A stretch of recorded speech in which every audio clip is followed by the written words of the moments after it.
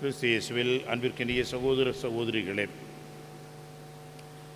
மத்தேயு நற்செய்தியிலே இந்த ஓமை ஒரு சிறப்புமிக்க ஓமையாக கருதப்படுகிறது. காரணம், இந்த நாட்களிலே நாம் தொடர்ந்து வாசித்து கொண்டிருக்கின்ற பகுதியினுடைய ஒரு முத்தாய்ப்பாக இது வருகிறது. குறிப்பாக இஸ்ராயேல் மக்கள் தேர்ந்தெடுக்கப்பட்ட மக்கள் என்று நினைத்து கொண்டிருக்கின்ற வேளையிலே அவர்களையும் தாண்டி ஏராளமான மக்கள் விண்ணரசில் இருப்பார்கள் என்பதை நமக்கு நினைவுபடுத்துகின்ற, அறிவுறுத்தி நமக்கு தெரிவிக்கின்ற ஒரு சில உண்மைகளை தொடர்ந்து நாம் ஒவ்வொரு நாளும் வாசித்து கொண்டிருக்கின்றோம். மிக குறிப்பாக இன்றைய நாளிலே வருகின்ற இந்த நற்செய்தி நமக்கு எடுத்து சொல்கிறது. விண்ணரசு என்பதை பற்றிய விளக்கம் தொடர்கிறது. அந்த வகையிலே விண்ணரசை எந்த ஒரு நிகழ்ச்சிக்கு எதற்கு ஒப்பிடலாம் என்ற ஒரு விளக்கம். அன்புக்குரியவர்களே, திருமண விருந்திற்கு அழைப்பு கொடுத்திருக்கின்றார் அரசர். அந்த அழைப்பு பெற்றவர்களை இப்பொழுது நாள் வந்துவிட்டது, நேரம் நெருங்கிவிட்டது, விருந்தும் தயாராகிவிட்டது, எனவே வாருங்கள் என்று அழைப்பு முதலிலே கொடுத்தவர்களுக்கு இப்பொழுது விருந்திற்கான அழைப்பு அவர்களுக்கு கொடுக்கப்படுகிறது. அவர்கள் வர வேண்டும் என்று அழைப்பை பெறுகின்றார்கள்.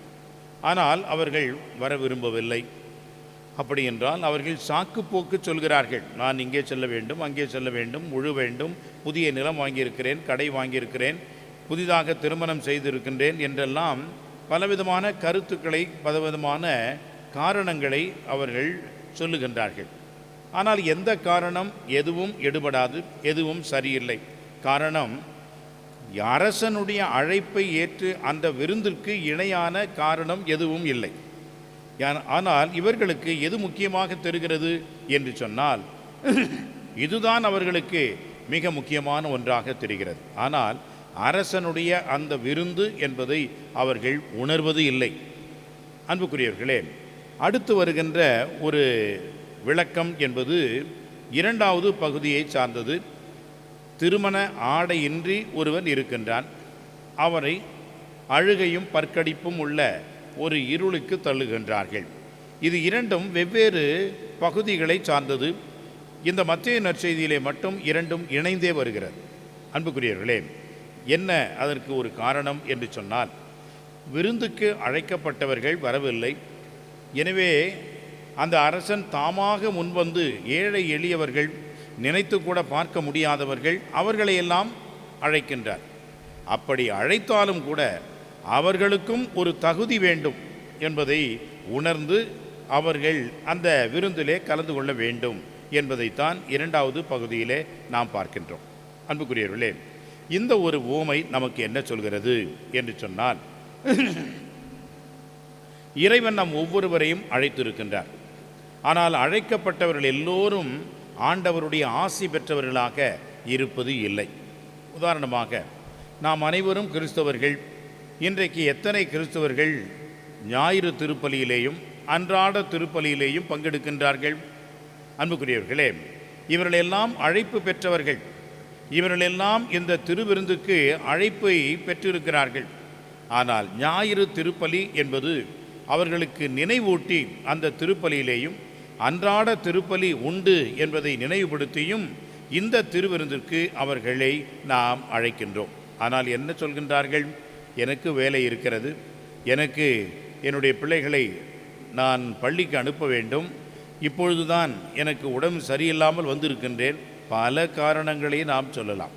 அன்புக்குரியவர்களே, நாம் அழைப்பு பெற்றிருந்தாலும் அதை பயன்படுத்தி கொள்கின்ற ஒரு நிலையில் நாம் இல்லை, மனதும் இல்லை. நாம் எந்த காரணம் சொன்னாலும் சரிதான்.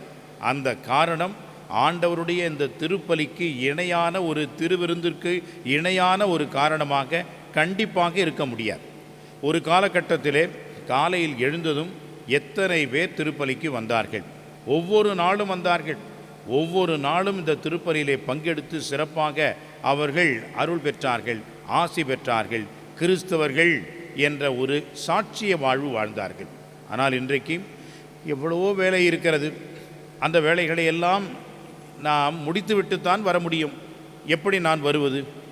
இன்னும் ஒரு துக்கமான ஒரு விஷயம் என்னவென்று சொன்னால், வருத்தத்துக்குரிய ஒரு விஷயம் என்னவென்று சொன்னால், ஞாயிற்றுக்கிழமைகளில் கூட இன்றைக்கெல்லாம் பல்வேறு இடங்களிலே பலவிதமான நிகழ்ச்சிகளை வைத்து விடுகிறார்கள்.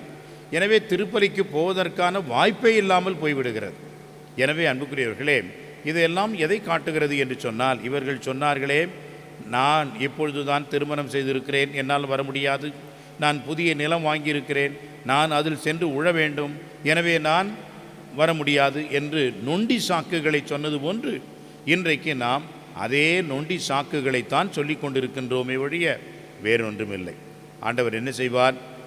மற்றவர்களை அழைப்பார், இன்னும் அறியாத மக்களை எல்லாம் அழைப்பார். அப்படி அழைத்து வருகின்றவர்கள் என்ற வகையிலே மிக சிறிய அளவில்தான் வருகின்றார்கள். அப்படி வருகின்றவர்களில் கூட ஒருவன் திருமண ஆடையின்றி இருந்தான், எனவே அவனை தள்ளிவிட்டார்கள் என்று நாம் 2வது பகுதியிலே பார்க்கின்றோம். இந்த திருப்பலிக்கு நாம் வந்திருந்தாலும் அந்த திருப்பலிக்குரிய தகுதியை நாம் பெற்றிருக்க வேண்டும். அப்படித்தான் நாம் இந்த விருந்திலே பங்கெடுக்க வேண்டுமே ஒழிய, தகுதியில்லாத விதத்திலே இந்த விருந்திலே நாம் பங்கெடுப்பது என்பது தவறு. அதைத்தான் 2வது பகுதி நமக்கு சொல்கிறது. எனவே அன்புக்குரியவர்களே, நாம் அனைவரும் அழைப்பு பெற்றிருக்கின்றோம். அன்றாடம் இந்த அழைப்பை நாம் பயன்படுத்தி ஆண்டவருக்கு நன்றி செலுத்த அழைக்கப்பட்டிருக்கின்றோம். எத்தனை பேர் வருகிறோம்? அப்படியே வந்தாலும் நமக்கு என்ன அந்த தகுதி இருக்கிறது என்பதை யோசித்து சிந்தித்து திருப்பலியிலே நாம் முழுமையாக பங்கெடுக்கின்றோம். இதைத்தான் நான் அடிக்கடி சொல்லிக்கொண்டே இருக்கின்றேன், வலியுறுத்தி சொல்லிக்கொண்டே இருக்கின்றேன். வாயை திறக்க மாட்டீங்க. அப்படி வாயை திறக்காமல் வந்து கல்லும் மண்ணும் மரம் மாதிரி நின்றுட்டு போகிறதுக்கு வீட்டிலே இருக்கலாமே, இதுக்கு ஏன் இங்கே வரணும்? நாம் இங்கே வருகிறோம் என்று சொன்னால் மற்றவர்கள் எல்லாம் நமக்காக ஜெபிப்பார்கள், பாடுவார்கள், நாம் நின்றுட்டே போயிடலாம் அப்படின்னு நாம் நினைக்கிறது கிடையாது. உண்மையிலேயே நான் இந்த திருப்பலியிலே பங்கெடுக்கின்றேன், நான் இந்த திருப்பலியிலே பாடுகின்றேன், அப்பொழுதுதான் உண்மையான அந்த ஆர்வம், ஈடுபாடு என்பது இருக்கும். ஈடுபாடு இல்லாத ஒருவரை ஆண்டவர் தள்ளிவிடுவார். அந்த ஈடுபாட்டோடு திருமண அந்த ஆடையோடு இருக்கின்றவர்களுக்குத்தான் ஆண்டவர் அந்த விருந்தை கொடுப்பார் என்பதை நாம் நினைவுபடுத்திக் கொள்வோம். அழைப்பு பெற்று நாம் இறைவனை தேடி வந்திருக்கின்றவர்கள் ஆடையின்றி இந்த திருவிருந்திலே பங்கெடுக்காமல் இறைவன் எதிர்பார்க்கின்ற திருமண ஆடை தயாரிப்போடு ஆண்டவரை அணுகுவோம், அவரையே திருவிருந்திலே பெற்றுக்கொள்வோம். அவர் வழியாக அருள் பெற்று வாழ இந்த திருப்பலியை தொடர்ந்து கொண்டாடுவோம். ஆமென்.